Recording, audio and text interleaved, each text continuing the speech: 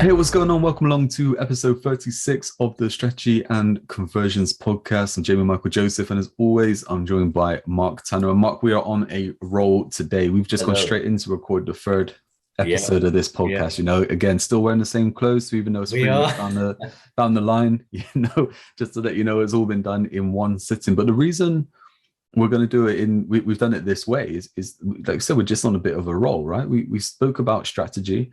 And, that whole kind of thing of strategic planning within business and executing and marketing. And then we got into the whole kind of psychology side. And, we kind of ended the psychology episode there with talking about how things are going really well.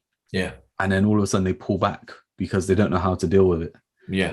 And I kind of mentioned, about accountability. So I know this is a big thing for you with, helping people and stuff like that is having someone on your side and, keeping you in check and keeping you on track and stuff like that. And I think it's worth doing a whole episode on, the importance of accountability and how to basically become accountable. Yeah, absolutely. Well, this stemmed from, interestingly, I had a conversation. This was a conversation with a member of the family. It was only last week, and we were talking about goals, and we were talking about goal setting and that kind of stuff. And I was saying, I was saying to her, it's really, really important to have goals. And her response was, yeah, it's okay. You start them, don't you? But then you never keep them up. And you think, whoa, that's not a good attitude to have, that you will never keep them up. But really what it comes down to is no one was holding them accountable. So, for example, this is where all the, a lot of the not weight training, the body training stuff comes into play, isn't it? Stuff like that, Are you? The whole idea is you have a certain exercise regime, maybe it's 3 times a week or whatever. Are you sticking to it, or do you just do it for 3 or 4 weeks maybe, and you think, yeah, okay, it's all right, I can ease off a bit now? And the whole point about accountability is that no, you don't want to ease off, because it's like an exponential curve, isn't it? As the longer you keep on it, the better improvement you see as that curve goes up. And the whole point about this is that sometimes you don't feel like doing it, and if you're trying to keep yourself accountable, it's so easy to say, oh, I'll do it tomorrow. or then tomorrow becomes the next day. Oh, I'll do it then. Yeah, I'll do it next week. And that's such a big thing though, isn't it? Is that, you know what, if you miss a day for whatever reason, you miss a day, right? You can deal with that. But when you miss a day and all of a sudden that becomes missing a week, you're on a slippery slope then. Basically giving up, And I think that whole thing is, well, I think weight loss and exercise and fitness, I think that is such a great topic, isn't it? Because everyone starts off the new year with New Year's resolutions. And it's either get fit or lose weight is usually the top one. Followed by make more money and have more holidays and all that kind of stuff. But that first one, that about kind of getting fit, say that kind of thing. Why is it that because if you take the gym, for example, gym memberships skyrocket, you can get on a machine in January and stuff like that, and then by the end of January it's half full, and in February there's no one in there. And I think it comes, and it's part of the psychology thing, it comes back to the reason why. That someone says to them, oh yeah, you need to I'm gonna get fit this year. I've heard this so many times, especially when I used to play hockey back in the day. And I'm saying, this year, and one guy in particular say, this year I'm gonna really get fit. And you think, I've heard all that before. And within he'd go out running and he'd be doing all this stuff, February came and the weather was crap, and it all went pear-shaped, and then he might have gone to the gym and then it was a bit cold and didn't really fancy it, and it never happened. And I think it's understanding, excuse, right? It's usually an excuse then that there was an injury or something. Exactly. From doing it. And it comes back down to, well, why do you want to lose weight? Who is it important to? So is it someone because you've been in someone's company and someone said, I'm gonna go on a fitness regime this year, and you said, oh yeah, that's a good idea, I'll do that too? Because that's not your reason. So that why, there's no why there, because you're just doing it because that other person has said they'll do it. And you maybe do it together for a while. The other person for whatever reason lapses off, and instead of you carrying on going, you lapse off as well because your why wasn't strong enough. So if you've got a why, you think, no, I really, really want to lose. I'll talk metric if you like. I really want to lose 5 kilos this year or this quarter, for example. Why do you want to do it? Well, because from my personal perspective, I've had a heart scare. My cholesterol's high, or for example, my arms are weedy or whatever. I can't lift anything. But the why is your own why. And again, 6 levels of why. Well, why is that important to you? Having big biceps, why is that important to you? Is it important to you? And it could be because I know I'm going to be out there digging the garden. I want to be digging the garden and I want to do more gardening without being knackered after about 30 minutes. And then you ask those questions why. And if you get a why that's strong enough, you'll take up that as a New Year's resolution or whatever time of year you start it. But you'll carry on, you'll keep going with it. Because what will happen is that if you think, so for example, you went down to the gym 6 o'clock every night, okay, so and you've been working either in a job or self-employed. You get home and you think, we've got to go to the gym tonight, and you really don't feel like it. If your why is strong enough, you're going to think, yeah, but no, I'm going to do it. I'm determined to do it. And you'll go, because it's always the thought. Once you're there, you're straight into it, and you're away you go, It's the thought of doing it, just think. And if your why is not strong enough, you'll find a reason not to. And I think that's what it comes down to, really. The timing is spot on, actually. I started writing something this morning. It's either going to be a blog post or, a social media post. And it comes off of something that I heard the other week. And I've kind of summed it up this way, but it said that the hardest thing to push, that the heaviest thing to push in the gym is the front door. And it says, once you push that open, you're 50% there, to completing your workout. And I was just like, wow, that to me is awesome. And I'm linking it to kind of marketing and stuff like that. And I think it makes sense here with, if you set a goal and stuff like that, actually doing something, is that big thing. And I've heard people say, okay, look, just say you're going to do 1 push-up every morning, because when you get down to do 1, you're going to do more than 1. You couldn't do more than 1. Or, you plan to write a couple of words, 1 sentence towards your new book. Each day you're going to do more. But like you said, it's all about that why. And I think that this has always been a big thing for me is you hear people talk about goals and that whole thing of New Year's. So okay, look, I'll do that in the new year. Come January 1st, that's it. And all that kind of stuff. But why not now? Why not now? But why not today? Or I'm going to start eating healthy on Monday. Well, why not now? Why not now? There isn't a strong enough why. You're kind of going, that sounds good. I would like to kind of get that, but I'm not committed to achieve it. And and isn't that a case, isn't it? I'd love to do that, but and that's a brilliant. But is that a lovely word, isn't it? I'd love to do that, but you never do. And that's when it comes to, I guess, this is why we're doing this episode now, where we just spoke about psychology, because I think a lot of people are they look at things and say, oh, I'd love to do that, but that's not for me, or I'll never be good enough or anything like that. And like you said as well, sometimes you do something because you do it with someone. Whereas, the flip side of it is, when you want to do something, you look at someone who has done it. To support you in doing it, and that's why at the gym you'll go to a personal trainer, because the personal trainer has done that kind of training. They know what they're doing. They can help you, so that they're going to keep you accountable for that hour or whatever it is, or your nutrition.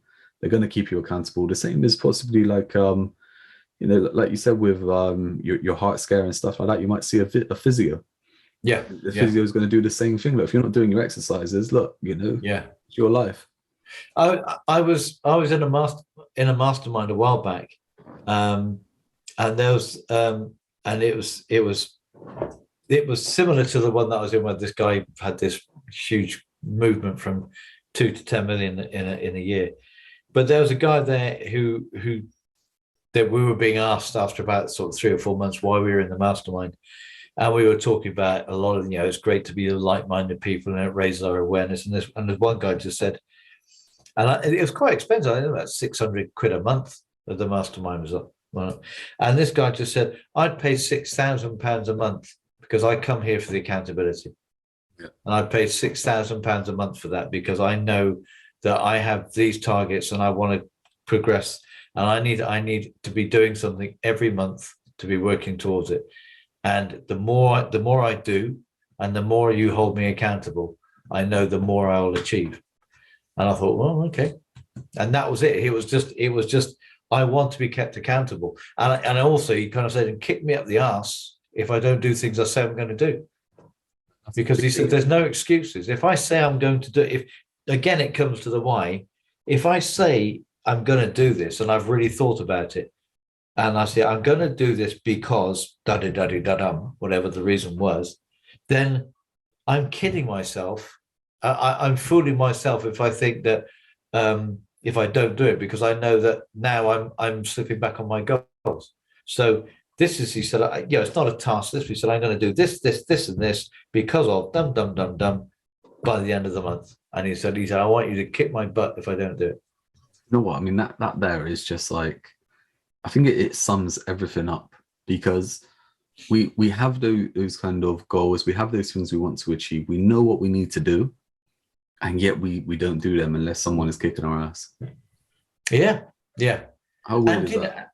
And I think it's interesting, isn't it? Because some people do have. I mean, there are people around who have really, really good self-discipline. Yeah. But normally, what's happened, it's been built over time because it started off by somebody kicking their ass. I mean, you look at people from the military. All right, they go into the military, of whatever country, and their habits may not be okay, but by the time they come out, they're bloody disciplined. They really are disciplined about everything, and it's because it's been drummed into them.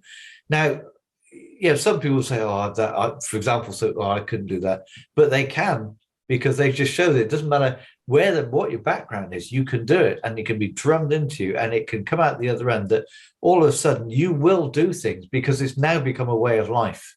It started off with being kicked up the butt and being held accountable, but it's now become a way of life. And all of a sudden it's, well, why wouldn't I do that?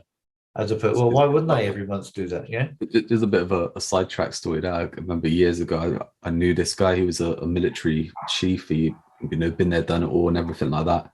And he said to me, as we're having a chat, he said, "You ever thought about going into the military?" I said, "No." I said, like, I've never understood it. Why, they need to shout at people and, get them doing this and get them doing that. I said, I don't know. I don't like to be bossed around like that, And he said to me, he said that the reason we do it, he said, is because when we get to battle or whatever it is, and we have to shout an order, we need them to respond. Yeah. He said, if I shout duck, right, and you turn around and say, well, why should I duck? He said, your head's already taken off. Yeah, taken off. Yeah. And it was just that was a big eye opener where it was like, okay, yeah, I get it. Yeah. Sometimes, you have to go through these motions to have that kind of outcome, maybe have that mindset, maybe have that environment, whatever it is, that to get to that kind of level. We spoke about this with people who, they may look at saying, yeah, okay, I want a £10 million business, and they're only earning, say, 20K or something like that now. And it's like, well, there's a big mindset shift that you need to go through to get to that level. You can't just do it tomorrow, because you have to grow through it. And I think anything that we do is that you have to grow through it. The same as with the fitness and stuff like that, is that you don't get the end goal by going to the gym once or eating one salad. No, it's this process. A lot of people say the same thing, don't they? If it was easy, everybody would be doing it. And there's so it's gonna be hard work to any change, and this is the thing about change, isn't it? That's why people resist it. Change is hard work. There's no, you're changing the way you've done things sometimes for years. That's bound to be hard work, because it's not only your mind, but it's kind of like, especially let's talk about I know we talked about this before, didn't we, about the marathon running. You have a coach who's going to train you to run a marathon, and you've been sat on the couch. So the first thing he's going to get you to do is maybe run 1 mile. That is hard work when you've been sat on a couch for 20 years watching telly and stuffing crisps and everything. That first part everything is going to ache, it's going to be agony, and you're going to do it again tomorrow. And you think, oh my God. But once you're there, once you started to get past that, it's a great achievement. You hit that mile, then it's going to go maybe 3 miles, and then you just carry on going. And I've seen an amazing result in a couple of people in the networks I'm in who've gone on that. Was it the Couch to 6K challenge? Couch to 5K, yeah. Couch to 5K, and one woman did it to lose weight for her wedding. So her why was, I want to lose weight for my wedding. Yeah. I want to get into this particular wedding dress, and she did it, and she's lost. I dread to think what she was and how much she is now, but she's really slimmed down massively simply because, and her why was for my wedding dress. That's such a big thing, isn't it? Is that okay? Like you've got that end goal.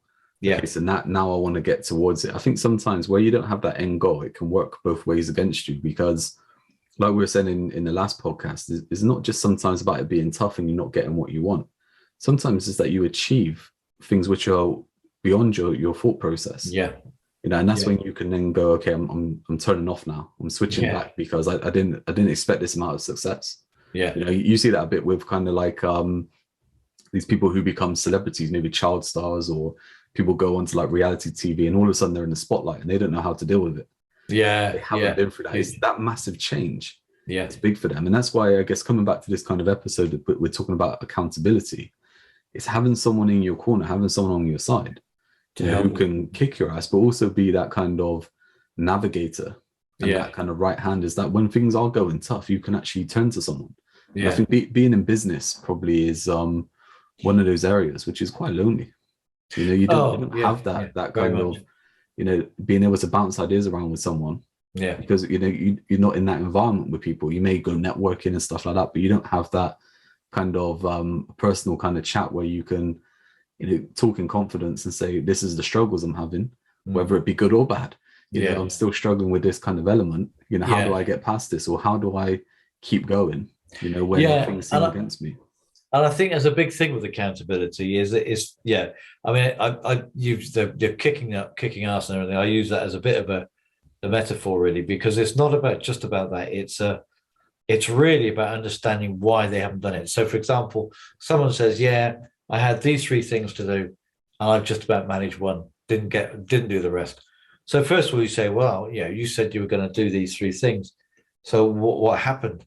And then one of the big questions I've always asked when I've been running an accountability is, okay, so what got in the way? What was it that you didn't think of that got in your way?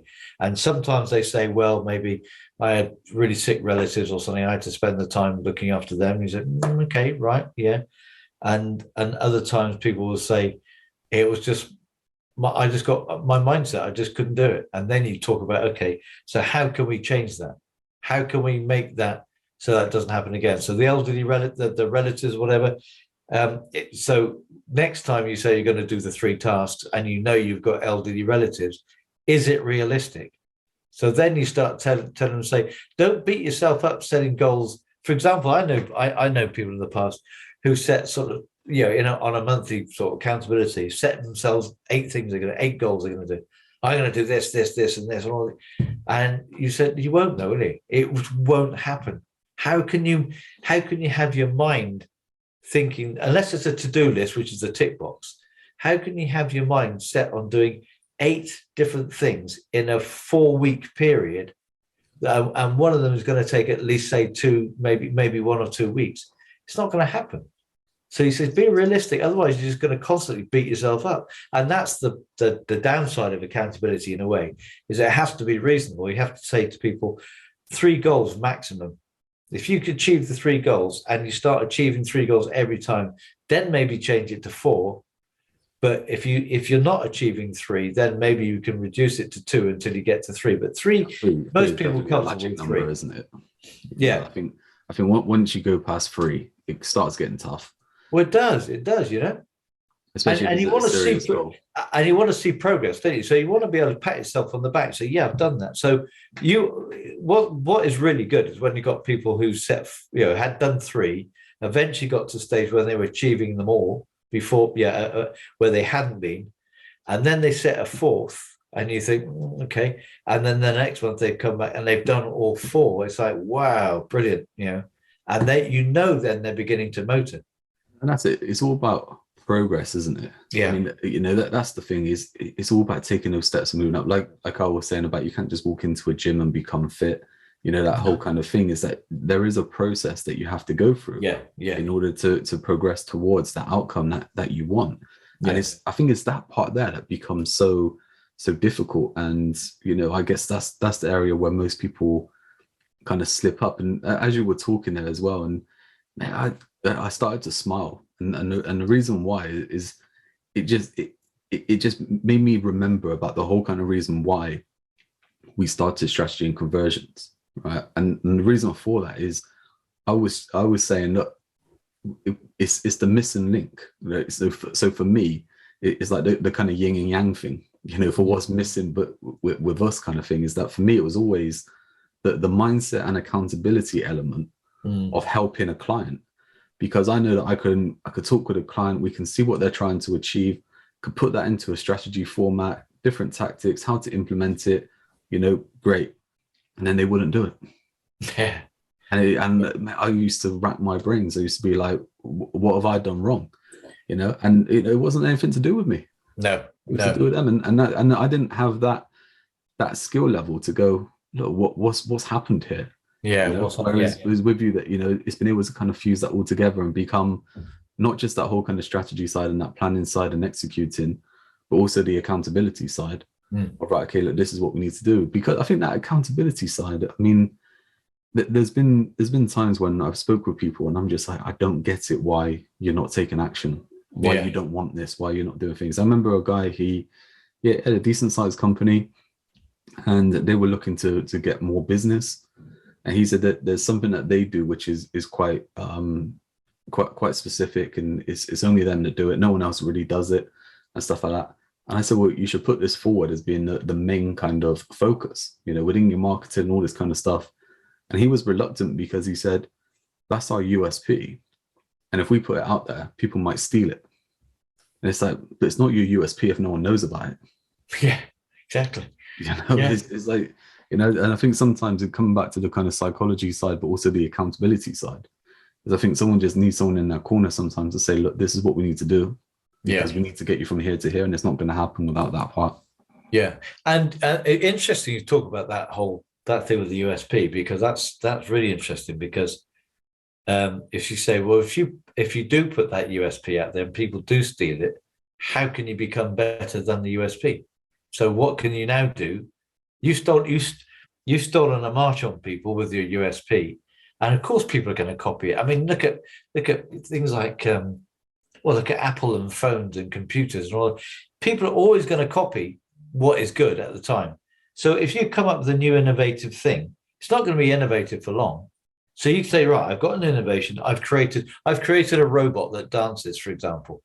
It's not going to be long before people create robots that dance. So you've got to create this. So not only does my robot dance, but it pogos down the street, for example. So like, I don't know, but all of a sudden it's become better, and you're becoming better, and you're saying, right, okay, we got the dancing stage. Let's go to another, and then you get a robot that flies, maybe, that kind of thing. It's kind of you can't hold back that progress just because you're scared that someone may steal your ideas. I think that's it. I think once you set that new normal, once you show that USP, that becomes the new normal. That becomes the benchmark. Yeah. And then your innovation then gets to go on top of that. So you can't be the market leader by copying the market leader. No. But you have to make yourself the market leader, and then you have to stay there. Yeah. Otherwise we wouldn't have telephones anymore, would we? Well, I mean, we would have stopped at Marconi. That is something though, isn't it? I mean, if you just look at the whole kind of technology, how things have advanced, and even some of the stuff that is out there now with, things that people can do and stuff like that. I mean, going back, I mean, wow, if you just look at the past 10 years and you look at the advancements that were in the past 10 years to the past 100 years. No, it's insane, right? Phenomenal, yeah. Even probably 1,000 years, whatever, any time before that. If you take the past 10 years, we've gone forward it so much. And that comes back to, I guess psychology, I guess strategy, this kind of trilogy that we've just done with these podcasts, that whole kind of full circle is that, look, you have to be standing out in the market today. You have to stand out in some sort of way. You have to be confident in yourself. And if you don't have that, you just need the right people on your side to do it. It's whether that's strategy, psychology, accountability. I think. Sorry, I'm just going to put the light on it. I think that one thing that also on accountability could be just that as well. So again, you've got these three things. So, for example, this person's come along, they've achieved these three things. Done it, great. Okay, what are you going to do next month? Well, I'm going to do. It won't be more of the same. It'll be something new. It'll be okay. I'm going to do this, this, and this. And one of the questions could be, as part of that accountability, well, how could this be better than? So you said, I'm going to create this goal. How can you make that just a little bit better? How can you do something that's slightly different? And it could be part of the accountability. They say, oh, I could do this as well. I could add on to it. And so because that goal straight away is making them progress a little bit further as well. So it becomes even more, not of a stretch goal that they can't achieve it, but a stretch goal that will make them just step up a little bit more to the plate, if you like. And that is only going to help them grow their business. I think it as well, we're talking about accountability. I guess we haven't touched on that too much, have we, about that kind of speeding things up. Yeah. Like you just said then about that progress. It may not be a case of you're stretching them, but what may happen there is that you're shortcutting the mistakes.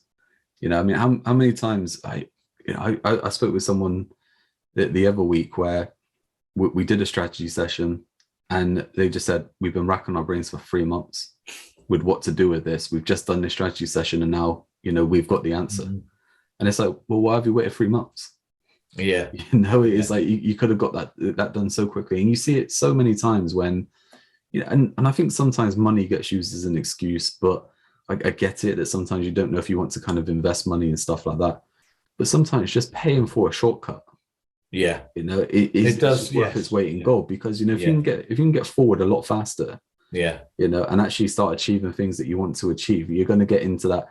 I've got that saying about momentum creates motivation. Yeah. And motivation compounds momentum. And the reason we say that is that you get going. And then you start to get really happy with it. You start to get really, involved, and you want to do more. And because of that, your momentum is just going to speed up, and you get to accelerate towards your success that way. And I think this isn't for this episode, because I know we can go on for hours. We'll wrap things up now. But the thing about accountability is the next step in that whole process is the mastermind. There we go. I think that's where the mastermind really, really helps you to innovate and accelerate. I think that's it, isn't it? The environment, being around the right people. Yeah. We're trying to improve, we're trying to progress and, move towards. And again, I keep saying a success. It's like, success is different to anyone. The same as strategy is tailored to you. Yeah. The same as, your psychology is to do with you. The accountability is what you need. It's always about you. Yeah. But being in that right environment will help speed everything up. Yeah, definitely. Well, Mike, let's wrap things up here. I'm going to say this is the end of that trilogy. We're not going to get into whatever the 4 is and doing any more now. We're going to have a bit of a break and come back in a few weeks' time to get on to the next episode. But I think it's been great. Is there anything sort of big takeaways from just this episode or the 3 that we've done together? I think it's the takeaway for me is the fact that accountability isn't just about kicking you up the arse to get things doing, but it's also understanding why you're not able, why things aren't happening or not working for you, and maybe there's things you hadn't taken into account. So it's making it kind of, I hate using the word realistic, but making it a little bit easier to accomplish than just. I think it's solution, isn't it? I'm sorry to interrupt that, but just when you're talking, I mean that is it. I'm talking about kind of strategy being tailored to you as not an off-the-shelf thing. And the reason that it's tailored to you is that everyone's at different kind of starting points. Yeah. And everyone's trying to achieve different things. Yeah. So what we're trying to do there is put a solution in place. Yeah. And that's where the accountability works exactly the same way, isn't it? If things aren't happening, how do we work out the solution? Well, how do we make it work? Yeah. How do we change things about a little bit, and how do we make it so that you're achieving that goal? Because ultimately you want to be able to pat yourself on the back that you're making progress. Yeah. And celebrate. That's exactly it. I think my big takeaway is just like I said for me that that just going back to that reminder of how we cover all bases really, within what we do at Strategy and Conversions. And we're on that kind of mission to, really sort of impact and inspire and equip 1,000 people a year to, move towards the kind of success in business that they want. So that's what it's all about. And as always, look, we have different kind of products and services to help you with that. So if there is an element where you're just like, look, I need some people on my side to make it happen, especially as we roll into 2022, exactly. Or let's scratch that today. No need to wait anymore. No need. That's right. We're there. Let's get back to it then. So Mike, look, it's always been a pleasure, mate. Yeah, indeed. And I'll catch you next time. Yeah, okay. Cheers, everyone. Bye-bye. See you then.